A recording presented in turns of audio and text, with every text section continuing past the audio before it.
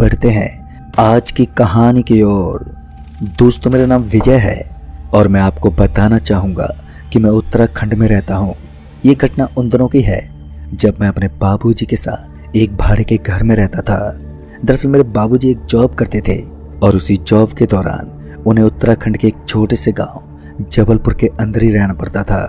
वो एक truck driver थे, लेकिन फिर एक दिन मेरे बाबूजी के साथ उनका खलासी नहीं था तो मुझे उनके साथ जाना पड़ा। तो आइए जानते इस सफर से जुड़ा हुआ एक रोमांचक और डरावना किस्सा। दोस्तों, मेरे बाबूजी जिस कंपनी के अंदर जॉब करते थे वो कंपनी उन्हें हर महीने की एक अच्छी सैलरी देती थी। ऐसे में बाबूजी को उसी सैलरी में से खलासी को भी देना पड़ता था। लेकिन एक दिन अचानक ही हमारे बाबूजी के खलासी की तबीयत एकदम से बिगड़ गई और उसकी तबीयत बिगड़ने की वजह से सारा का सारा काम उलट पुलट होने लगा, और जिसके चलते मेरे बाबूजी ने मुझे खलासी बनने को कहा। उन दोनों मेरी उम्र ज़्यादा तो नहीं थी, लेकिन मैं 20 साल के करीब का हो गया था, तो मुझे हमेशा भला बुरा सुनना पड़ता था, क्योंकि मेरे बाबूजी कहते थे कि तुम पूरे दिन घर में ही पड़े रहते हो, कुछ काम धंधा भी कर लिया करो। फिर मैंने सोचा कि चलो आज एक अच्छा मौका है, खलासी बनकर ही काम करता हूँ। उन दिनों मेरी भी कॉलेज की पढ़ाई चल रही थी, तो ऐसे में पढ़ने को भी साला टाइम नहीं मिलता था। ऊपर से बाबूजी के तानों ने मुझे काफ़ी ज़्यादा विचलित कर रखा था। फिर उसके बाद मैं और बाबूजी वहाँ से डिलीवरी करने के लिए निकल पड़े। कंपनी के मालिक ने हमें बताया था कि जिस जगह पर डिलीवरी करनी है वो यहाँ से 128 किलोमीटर दूर है। 128 किलोमीटर दूर होने का मतलब यही था कि पूरे सफ़र के दौरान मुझे घुटन होने वाली थी। ऊपर से साधनों के अंदर बैठने के बाद मुझे उल्टी होने का मन भी करता है, क्योंकि मुझे गाड़ी और साधन में बैठना कुछ ठीक नहीं लगता और मुझे अजीब सा लगता है, जिस वजह से मुझे तो ये सफ़र बहुत ज़्यादा मुश्किल लगने वाला था। अंधेरी रात में इस समय बाबूजी ट्रक ड्राइव कर रहे थे और मैं उनकी एक बगल वाली सीट पर बैठा हुआ था। इसी बीच मेरे और बाबूजी के बीच उस रास्ते के बारे में कुछ बातें होने लगी। फिर थोड़ी सी दूर और आगे बढ़ने के बाद मेरे बाबूजी ने मुझे समझाते हुए कहा, आज तुम्हें जिस रास्ते का अनुभव होगा वो तुम्हें पूरी जिंदगी भर काम आने वाला है। मैं बाबूजी की इस बात को सुनकर एकदम से दंग रह गया। फिर उन्होंने कहा, आज मैं तुम्हें जितना कहूँ उतना ही करना है, अगर कुछ भी ज़्यादा करने की कोशिश की तो हम दोनों फंस जाएंगे। फिर हमारी गाड़ी स्पीड के साथ चलने लगी। गाड़ी के आजू बाजू में जो पेड़ पौधे नजर आ रहे थे उन्हें देखकर मेरा सर चकरा रहा था, इसलिए मैं कुछ देर के लिए आंखें बंद करके बैठ गया। गाड़ी में बैठे बैठे मुझे ऐसा लग रहा था जैसे कि पूरी ज़मीन घूम रही है।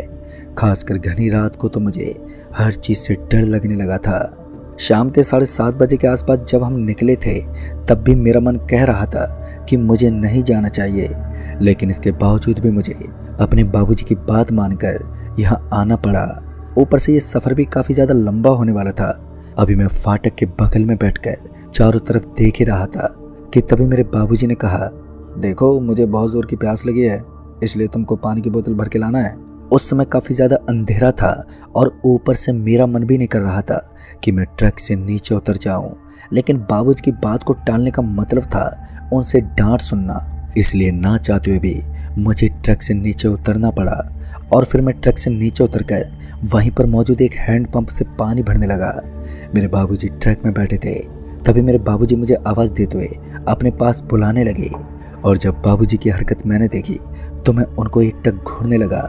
मेरे बाबूजी अपने हाथ से इशारा कर रहे थे और वो मुझे जल्दी से ट्रक में बैठने का इशारा कर रहे थे, लेकिन मैं उनके इन इशारों को ठीक से समझ नहीं पाया और पूरी तरह से पानी की बोतल भरने के बाद ही वहाँ से निकल पड़ा। उसके बाद जब मैं उस पानी की बोतल को लेकर ट्रक के पास पहुँचा तो उन्होंने जल्दी से दरवाज़ा बंद किया और जल्दी से विंडो को भी एकदम से बंद कर दिया। अपने बाबूजी को इस तरह की हरकतें करता देख मेरा दिमाग खिसक रहा था, क्योंकि वो किसी पागल की तरह बर्ताव कर रहे थे। उन्होंने मेरे ऊपर भड़कते हुए कहा, तुम्हारा दिमाग तो ठीक है ना? मैंने तुम्हें कहा था ना कि जल्दी से लौट आओ, लेकिन तुम वहाँ पर कर क्या रहे थे? तुम जानते भी हो इस रास्ते में कौन रहता है? बाबूजी की बात सुनकर मैं उनकी तरफ देखते हुए बोला, लेकिन बाबूजी मैं तो पानी की बोतल भरते ही वहाँ से लौट आया था। तभी उन्होंने कहा कि उस हैंडपंप के पास तुम्हें कोई नजर नहीं आया? तो मैंने उन्हें मना कर दिया कि मुझे तो उस जगह पर मेरे अलावा कोई भी दिखाई नहीं दिया था, लेकिन आप ऐसा क्यों पूछ रहे हो? तो उन्होंने कहा, उस हैंडपंप के पास मुझे एक महिला दिख रही थी और वो महिला अपने हाथ में केतली लिए खड़ी थी। ये सुनकर मैं बाबूजी पर हंसते हुए बोला, अरे बाबूजी, लगता है आपने कोई हॉरर मूवी देख ली है। इसलिए आपको ऐसा लगता है। लेकिन बाबूजी तो मेरे ऊपर भड़कते हुए बोले, ज़्यादा उछल मत और चुपचाप बैठे रहो। फिर उसके बाद हम वहाँ से निकलने लगे। बाबूजी अपने पानी की बोतल गटके रहे थे कि तभी उन्होंने पानी की बोतल को एकदम से विंडो से बाहर फेंक दिया।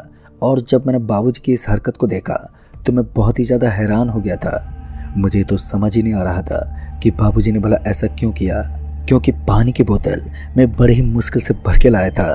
फिर उन्होंने इतनी जल्दी से बाहर क्यों फेंक दी। इससे पहले कि मैं बाबूजी से कुछ पूछ पाता कि उनके मुंह से खून टपकने लगा। और ये देखकर मुझे कहीं ना कहीं समझ में आ गया था कि यहाँ कुछ तो अजीब है जो हमारी सोच से परे था। कुछ दूर आगे जाने के बाद बाबूजी ने हमारी ट्रक की हेडलाइट को एकदम से बंद कर दिया और अब हमारी ट्रक उस घनघोर रात में सड़क पर अंधेरे के अंदर ही चल रही थी। सामने की तरफ से आने वाली गाड़ी और बाकी साधन भी अब नजर नहीं आ रहे थे। सब कुछ मानो अंधेरे की चादर से लिपट गया था। एकदम गहरा अंधकार छा गया था। जितना मुश्किल बाबूजी को ट्रक ड्राइव करने में हो रहा था, उतना ही मुश्किल मुझे ये सब देखने में हो रहा था, क्योंकि मैं घबरा रहा था कि कहीं ट्रक किसी चीज़ से ना टकरा जाए। लेकिन फिर मैंने अपने बाबूजी के दिमाग को भी देखा। दरअसल बाबूजी के ट्रक अंधेरा होने के बावजूद भी काफ़ी सही से रोड पर चल रही थी और ये चीज़ मुझे भी हैरान कर रही थी। फिर उसके बाद बाबूजी ने अपने ट्रक के हॉर्न को बजाना शुरू कर दिया। उन्होंने काफ़ी देर तक ट्रक के हॉर्न पर अपना हाथ दबाए रखा, जिससे वहाँ ट्रक का हॉर्न गूंजने लगा। फिर उसके बाद मैं और बाबूजी थोड़ा सा और आगे गए ही होंगे कि तभी मेरे बाबूजी ने कहा, बेटा अब अपनी आंखें बंद कर लो, क्योंकि अब जो होगा वो तुम देख नहीं पाओगे। बाबूजी की बात सुनकर मैंने झट से अपनी आंखें बंद कर ली, क्योंकि उन्होंने मुझे पहले भी कहा था कि मुझे वही करना है जो मुझे बाबूजी बताएंगे। उसके बाद मैं और बाबूजी थोड़ा सा और आगे गए ही होंगे कि तभी मेरे बाबूजी ने कहा, बेटा अब आंख बंद कर लो। और जैसे मैंने अपनी आंखें बंद की और तभी बाबूजी की सांस बहुत तेज चलने लगी। मेरे दिल की धड़कन भी अब तक इतनी ज़्यादा बढ़ रही थी कि मैं मन ही मन अपने तेज गति से धड़कते कलेजे को सुन सकता था। बहुत तेज तेज हॉर्न देते हुए ट्रक आगे निकलने लगी। फिर कुछ देर के बाद ही जब ट्रक एक सड़क को क्रॉस करते हुए एक मोड़ के पास पहुंची तो वहां पर बाबूजी ने ट्रक थाम दी। और उसके बाद जैसे ही ट्रक रुकी तो मैंने झट से अपनी आंखें खोल दी। जैसे ही मैंने अपनी आंखें खोली तो मैंने देखा कि बाहर की तरफ मुझे 2 से 3 जने खड़े नजर आ रहे थे और उन सभी को देखकर मैं हैरान था। लेकिन फिर मेरे बाबूजी ने मुझे एक जोरदार चांटा मारा और मेरी आंखों के सामने अपना हाथ दे दिया। ये सब इतना ज़्यादा अजीब था कि मेरे सर के अंदर अभी भी मुझे बाबूजी के वो चांटे का सन्नाटा हो रहा था। कुछ देर के बाद ही बाबूजी की ट्रक फिर से स्टार्ट हुई और मैं अब आंख भी नहीं खोल सकता था। फिर मेरे बाबूजी ने धीमी आवाज़ में कहा, तुमने तो गलती कर दी जो हमें आते वक्त परेशान करेगी, वरना आते वक्त पूरा रास्ता साफ हो जाता। लेकिन आज कुछ हमारे साथ गलत हो सकता है। इतना कहने के बाद उन्होंने एक मेरी आंख के सामने से अपना हाथ हटा दिया। जैसे तैसे हम उस भयानक रास्ते को पार करते हुए वहाँ से आगे निकल गए। लेकिन उसके बाद जब हम उस रास्ते को पार करके वहाँ से आगे निकले तो हम डिलीवरी वाली जगह पर पहुँच गए। हमने सोचा कि आज रात हम यहीं पर रुक जाएंगे, लेकिन उसके बाद मालिक को पता नहीं ऐसा क्या जचा कि उसने फ़ोन करके बता दिया कि हमें आज रात ही वापस लौटना होगा, क्योंकि यहाँ ट्रक की सख्त ज़रूरत है। जब मालिक ने ऑर्डर कर ही दिया था तो अब ट्रक को पहुँचाने का काम भी बाबूजी का था। तो हमने ना चाहते हुए भी सारे सामान को उतार कर अब वहाँ से वापस निकलना था। फिर वहाँ के दुकानदार को बुलाकर हम सारा सामान उतारने लगे और उसके बाद सामान उतारते उतारते बाबूजी और उसके दुकानदार के बीच किसी रास्ते को लेकर कुछ चर्चाएं होने लगी। हालांकि उस वक्त मैंने उनकी बातों में ज़्यादा ध्यान नहीं दिया था। फिर उसके बाद हमने सारा सामान उतार दिया तो बाबूजी ने बताया कि यहाँ से दूसरा रास्ता निकलता है, लेकिन उस रास्ते के बारे में ना ही तो मैं ठीक से जानता था और ना ही बाबूजी उस रास्ते को जानते थे। ऐसे में हमें उसी रास्ते से वापस लौटना था जिससे हम यहाँ आए थे।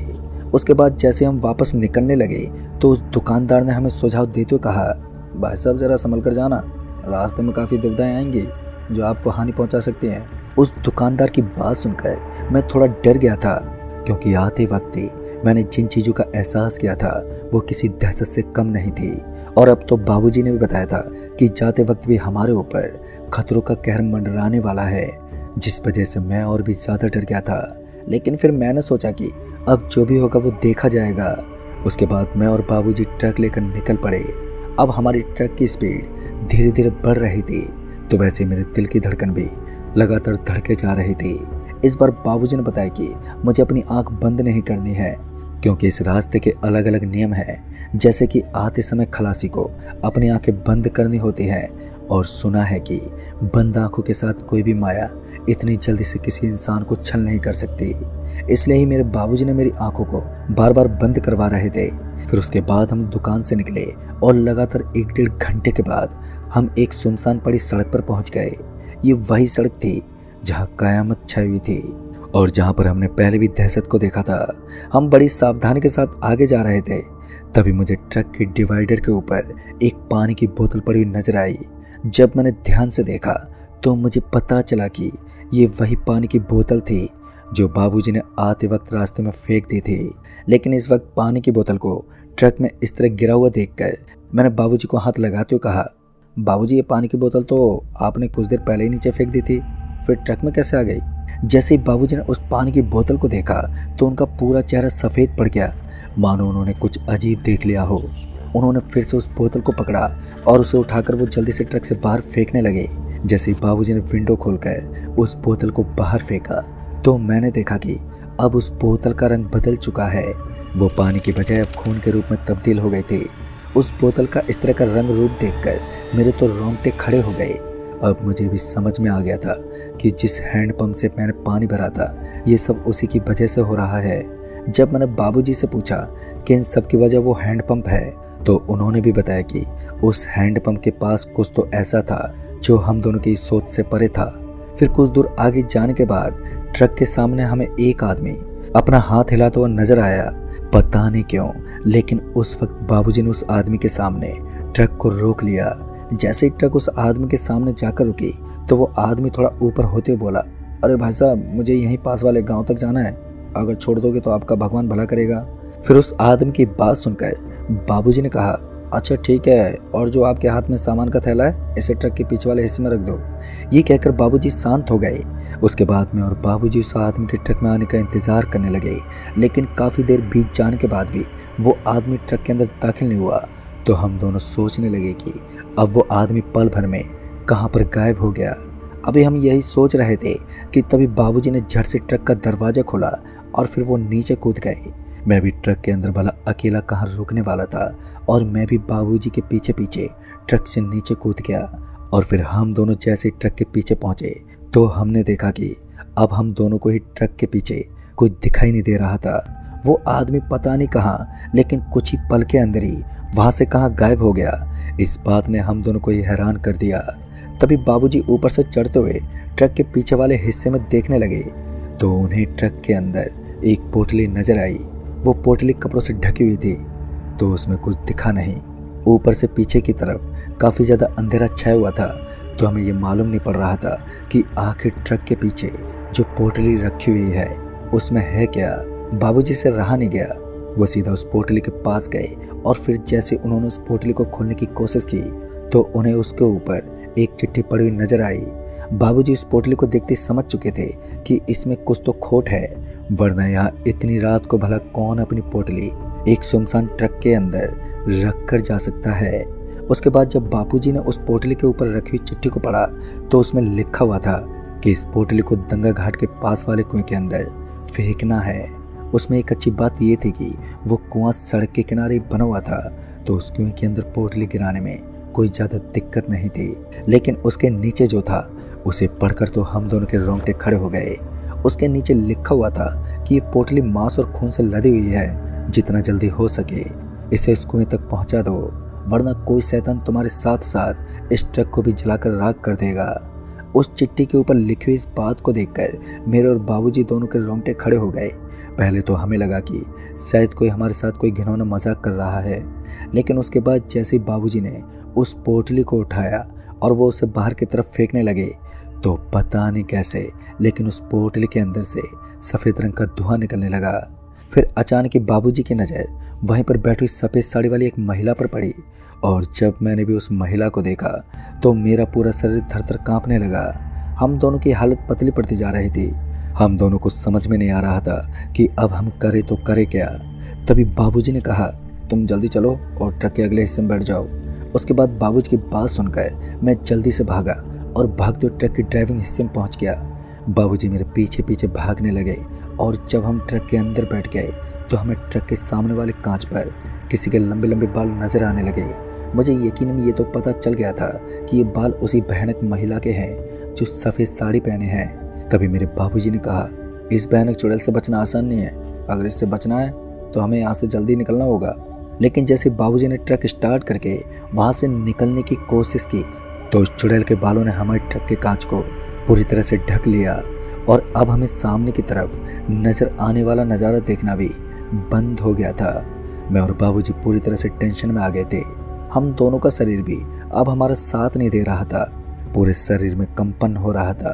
बाबूजी ने ट्रक को वहीं रोक दिया।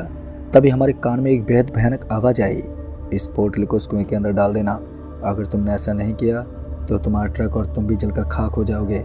उस महिला की चेतावनी ने हमें और भी ज़्यादा डरा दिया था और उस पोटली को उस कुएं के अंदर डालने के लिए मजबूर कर दिया। लेकिन फिर हमें उस चिट्ठी से ये भी पता चला कि जो भी इंसान उस कुएं के अंदर पोटली डालने की कोशिश करता है या फिर उसके अंदर पोटली को डाल देता है तो उसकी मौत हो जाती है। महज कुछ ही पलों में वो आदमी भी किसी सफ़ेद साड़ी की तरह सूख जाता है, यानी कि पूरा का पूरा खून सूख जाता है और वो भी लाश के रूप में बदल जाता है। अब हमारे सामने दुविधा खड़ी हो गई थी कि अब हम करें तो करें क्या, क्योंकि हमने इस पोटली को कुएं में नहीं डाला तो फिर हमारा मरना तय था। जिस आदमी ने हमें पोटली थमाई थी वो एक नॉर्मल इंसान था जिसने हमें चकमा देकर हमें इस बुरे संकट में फंसा दिया था। खासकर हम पहले भी उस औरत को देख चुके थे क्योंकि हमने उसके हैंडपंप के साथ छिड़कानी की थी और कहीं ना कहीं वो कुआं भी उस हैंडपंप के अगल बगल में ही था, यानी कि वो पूरा इलाका इसी चुड़ैल का था। मगर चेतावनी देने के बाद उस औरत का दिखना बंद हो गया और फिर वो एकदम से गायब हो गई। उस औरत के गायब होते ही ट्रक के सामने का नज़ारा दिखने लगा। मैं और मेरे बाबूजी हम दोनों पूरी तरह से अब परेशान हो चुके थे। हमें तो समझ में नहीं आ रहा था कि अब हम क्या करें। जैसे तैसे बाबूजी ने ट्रक को आगे बढ़ाया और सड़क पार करने लगे। जिस कुआं के अंदर इस पोटली को डालना था अब उस कुएं की दूरी यहाँ से महज थोड़ी ही दूर थी, लेकिन बाबूजी ने ट्रक की स्पीड को बढ़ाना शुरू कर दिया। जैसे ही हमारी ट्रक उस कुएं के पास पहुंचने लगी तो ट्रक के अंदर ब्रेक सा लगने लगा। बाबूजी ट्रक को रोकना तो नहीं चाहते थे, लेकिन इसके बावजूद भी ट्रक एकदम से रुकने लगी और फिर वही हुआ जिसका हमको डर था। कुछ दूर आगे जाते ही हमारी ट्रक एकदम से रुक गई और बाबूजी ने ट्रक को स्टार्ट करने की बहुत कोशिश की, लेकिन ट्रक तो स्टार्ट ही नहीं हुई। अब हमारे पास एक आखिरी रास्ता बचा था, इस पोटली को इस कुएं के अंदर डालना ही होगा। मेरे बाबूजी उठे और अपनी आंखों में आंसू लिए उस पोटली को अपने कंधे पर उठाकर उस भूतिया कुएं की तरफ चल पड़े। अभी मैं भी अपने बाबूजी के पीछे पीछे चलने ही वाला था कि उन्होंने दरवाजे को बाहर से कस के लॉक कर दिया और मुझे ट्रक में ही कैद कर दिया। अब मैं अपने बाबूजी की जिज्ञासा को समझ गया था कि वो मुझे ट्रक में छोड़कर खुद उस कुएं के अंदर इस पोटली को डाल देंगे और जो भी नुकसान होगा उनके शरीर का ही होगा। मैंने बहुत ज़्यादा कोशिश की दरवाजे को तोड़ने की, लेकिन मैं दरवाजे को तोड़ नहीं पाया और फिर मैंने किसी तरह ट्रक की विंडो को अपनी लात से एकदम से फोड़ डाला। लेकिन जब तक ट्रक की विंडो टूट जाती तब तक मेरे बाबूजी उस कुएं के अंदर उस पोटली को डाल चुके थे। जैसे मैं उनके पास पहुंचा तो वो छटपटा रहे थे। कुछ देर के बाद ही मेरी आंखों के सामने मेरे बाबूजी ने दम तोड़ दिया और मैं वहीं तड़प तड़प कर बुरी तरह से रोने लगा। मेरे पास अब और कुछ चारा भी नहीं था, बस मैं अपनी आंख में आंसू लिए वो नज़ारा देख रहा था। मैं बहुत ज़ोर से रोता और चिल्लाता रहा तो वहीं से गुजरने वाले कुछ लोगों ने बाबूजी को हॉस्पिटल में पहुंचा दिया। बाबूजी को एम्बुलेंस के द्वारा हॉस्पिटल में पहुंचाया गया और हॉस्पिटल में लेकर जाने के बाद उनकी काफ़ी ज़्यादा जांच पड़ताल की गई। वहाँ पर पुलिस भी आ गई थी। डॉक्टर ने बाबूजी के शरीर का पोस्टमार्टम करने की कोशिश की, लेकिन इसके लिए मैंने साफ मना कर दिया और फिर बाबूजी को एक्सीडेंट की मौत का दर्जा दिया गया। हालांकि मैंने इस घटना के पीछे की सच्चाई जानने की बहुत ही ज़्यादा कोशिश की, लेकिन बस कुछ लोगों का मानना था कि जो भी उस जगह को यूज करने की कोशिश करता है आत्माएं उसी के पीछे पड़ जाती हैं। जिस आदमी ने हमारे हाथ में ये पोटली थमाई थी वो आदमी कोई नॉर्मल इंसान नहीं था, बल्कि किसी अघोरी का कोई शैतान था जिसने हमें गलत फहमी में डालकर वो पोटली हमें थमा दी, जिस वजह से उनकी ज़िंदगी भी उनसे दूर चली गई। सब लोग इसी बात को मानते हैं कि वहाँ पर सब कुछ बहुत ज़्यादा हॉन्टेड है, वहाँ की हर एक चीज़ मौत का दावा करती है। और दोस्तों, ये मेरी ज़िंदगी का एक ऐसा सफ़र था जिसने मुझसे मेरा सब कुछ छीन लिया था। बचपन में मेरी माँ गुजर गई और अब मैं अपने पापा को भी खो चुका हूँ और मैं अपने पापा की इकलौती संतान था। दोस्तों, उस दिन के बाद मैं पूरी तरह से टूट गया था। 2-3 महीने तक ऐसा ही चलता रहा, लेकिन फिर धीरे धीरे सब कुछ नॉर्मल होने लगा और लगभग 4 साल बाद मैं एक डॉक्टर की जॉब में लग गया। मेरे पापा का एक सपना था कि मैं एक दिन एक अच्छा डॉक्टर बनूं और लोगों की मदद कर सकूं, और आज मैं उस मुकाम पर हूं। अब मैं एक अच्छी फैमिली के साथ रहता हूं, लेकिन मुझे दुख तो इस बात का है कि मैं अपने पापा को बचा नहीं पाया, और अगर वो जिंदा होकर मेरा ये मुकाम देखते तो आज हमें कितनी ज़्यादा खुशी मिलती। तो दोस्तों, इस कहानी में बस इतना ही। कहानी आपको पसंद आई हो तो वीडियो को लाइक शेयर जरूर कर दें, और साथ ही हमें नीचे कमेंट बॉक्स में ज़रूर बताएं। मिलूंगा ऐसी एक और नई कहानी के साथ। तब तक के लिए बाय एंड टेक केयर।